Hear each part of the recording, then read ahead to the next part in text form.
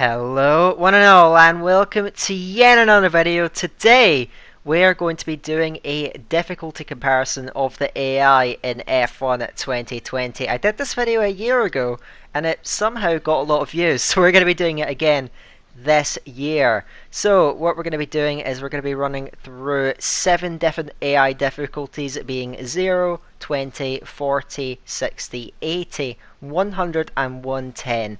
I'm not going to show all of them in the video so it's not too long, so we're just going to be showing 0, 80 and 110 in the video, and you'll be seeing those a little bit later. So we are going to get into this then. Hopefully you enjoy. So yeah, without further ado, let's get into this test of F1 2020 and the AI. So this is the qualifying times for 0 AI difficulty around Austria. So keep that in mind because we'll be running through that a bit later. Keep an eye on the qualifying times, they'll be coming down. So yeah, let's see how they race on 0 difficulty.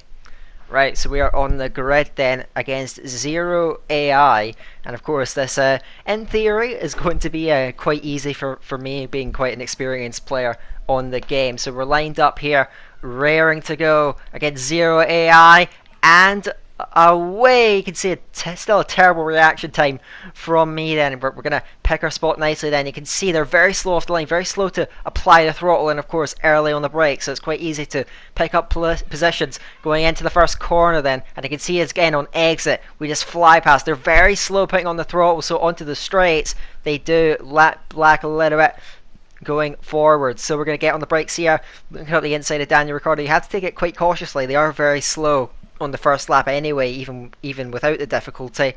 And you can see we're going to blast past a couple of other cars. So again, because the real difference, I think the main difference, is actually on the throttle coming out the corners. They're very slow to pick it up, and that's how I'm able to move through very easily, already up into 3rd place. And one thing I'll be looking at is the position at the end of the first lap, as well as the position at the end of the race. So you can see here in this first lap we're able to cut through. There we go, past Vettel there on the inside, and then Bottas again slow on the throttle, and we cruise around the outside of our Mercedes teammate. And before the end of the first lap, within a minute, we've gone from last to first. So you can see 0 AI very easy for me, and we can cut through very nicely. And at the end of the race we've pulled out a massive gap here, and so we're going to cruise very nicely towards the checkered flag. We're going to win this race very easily against 0 AI. So obviously the difficulty a little bit low for me, and yeah, we come through very easily there.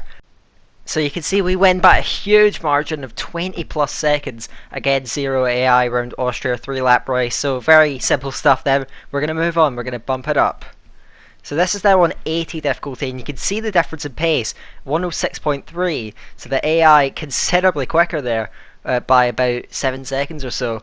So that's going to make things a bit more interesting then against 80 AI, and of course I've done 20, 40 and 60 in the time between, so we're going to see how we fare against these guys. But just watch the difference at the start here. You notice they're not amazing off the line, but I see I'm having to struggle a little bit more. I have to go up for the outside line into turn 1. They're a little bit later on the brakes as well. I have to take a bit of evasive action. So just some small differences. You can still see, for example, on the throttle they're a little bit slow, but it's definitely a lot more competitive, and even for me it is a bit of a challenge. We dive signs there, and you can see we can't go for anything too ridiculous. We have to back out for a move on Perez there down the inside there. Sideshows come back. We really struggle for traction coming up turn 3. So yeah, these AI a little bit more crafty, a little bit more ambitious. Still though, we can make big dives.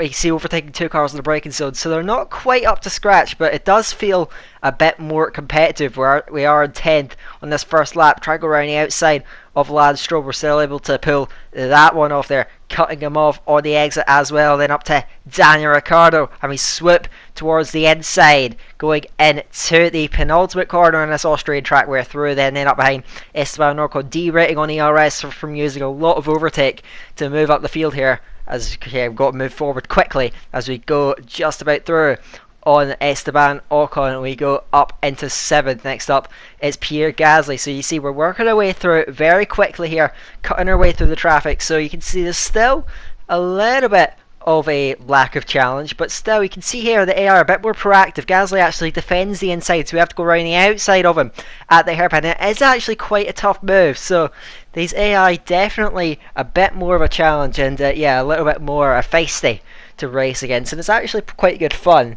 So yeah, we look to the inside of Alex Albon there. He's able to flick out and see us, which is something the AI didn't actually do on the last game, so it's good that they've improved it in that aspect. The AI a little bit more aware, as just later on in the lap we're going to go side by side with Sebastian Vettel. He gives us a squeeze there, you see. They're a little bit more aggressive, and now we're actually getting pinched towards the outside here. We run wide, and then we're just about able to swoop across and go into the last corner. So again, similar sort of standard of car here. It is actually quite tough to move our way through. This one on Charles Leclerc, though, we're able to blast past them on the straight with DRS. So we're up into third place, but you can see we're still got a lot of ground to make up if we want to get this win. So we're going to have to push quite pretty hard to get it. Right, that's a new one. Anyway, we got to Bottas. You can see there's still the capabilities of pulling off pretty unrealistic moves. You can see rounding outside of turn 6 from quite a long way back, but we do get through on our teammate Bottas. Just 2 corners to go. I'm really pushing at this point, trying to snatch the win away from Max Verstappen. We come from last on the grid. Of course, we make a mess of the final corner, and we're going to open that DRS, try and get a run on it, but we actually just miss out on the win. So from winning by 20 seconds to failing to win it, that just shows the AI quite a bit tougher on 80, but there's still another step to go, and that is 110 AI.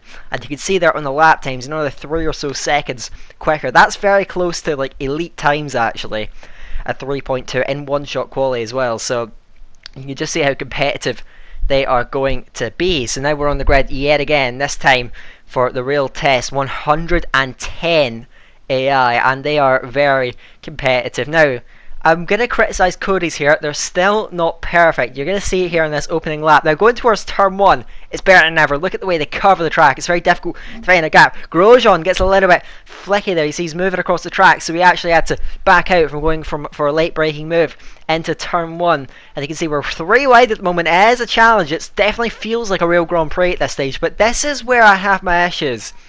Still a run to dive down the inside. We back out from Kvyat there.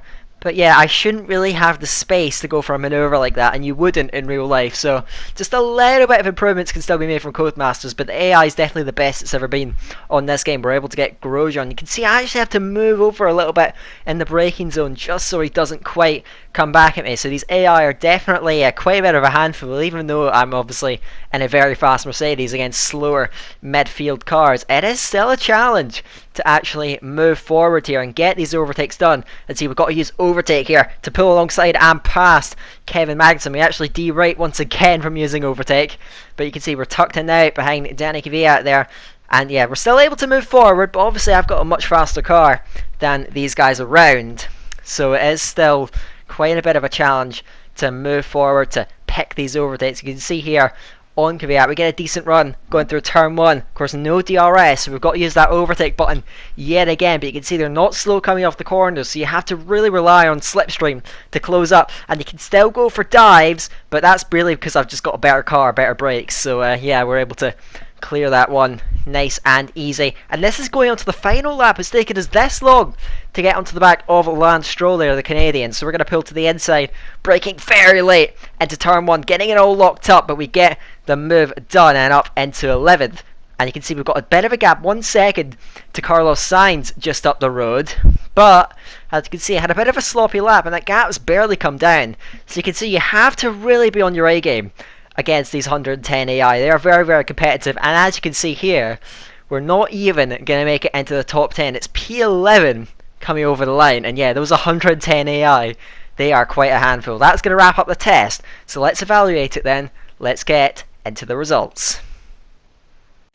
So there are the results then to our test. You can see all the difficulties that we ran, all 7 of them, and the lap times as they come down. Now this is the shortest track on the calendar, so you can see the amount that the times have come down, and it's a little under 2 seconds for every 20 we put up. And then I noticed that as you go over 100, the rate of increase in difficulty actually goes up, because you can see if you kept up the same rate, 110 would be just under a second quicker than 100, but it's actually well over a second. So once you get over 100, it does start to get really difficult to bump it up. You can see just in general the times coming down, the positions getting worse, and you can see by the time we got to around 100, you can see I found it really difficult to actually move forward. On 110, I was really, slowly but surely incrementally moving up. It actually, it feels like a real Grand Prix. But of course, not everyone has been playing F1 for 5 years like I've been doing. So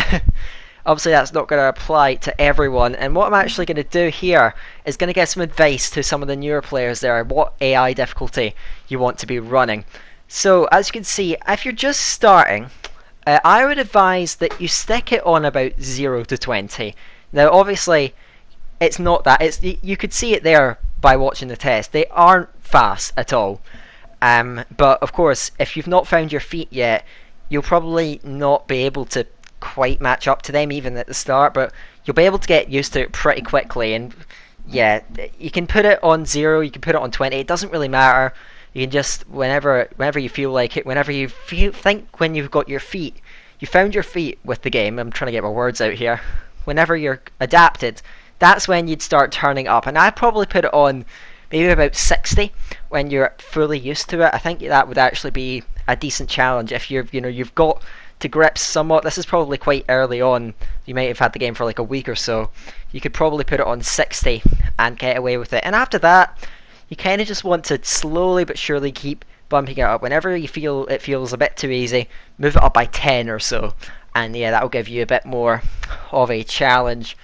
And really, once you get to 100, that's when you really want to start fine-tuning it. You might have to change it from track to track depending on your ability, because they are pretty much going to be competitive. And obviously, you have to be an extremely high-level player to be able to compete with 110 AI. I'm a league racer. I know a lot of league racers that can't even hang with it.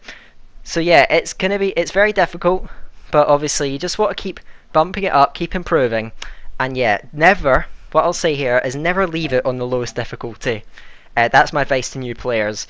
You always want to keep improving, keep giving yourself a challenge, and that will really be the fastest way for you to improve on this game. So yeah, I think that's just about it then. If you're a new player, you want to try and put the difficulty low, keep on bumping it up. You can sort of see the kind of references in the lap time, so you can kind of judge it off of that. So that is going to be it for this video. Hopefully you found it interesting, hopefully you found it informative, hopefully it helps you out in your journey through F1 2020. So that is going to be it then, not much more to say for me. So I've been Dahir, and until next time, we'll see you later.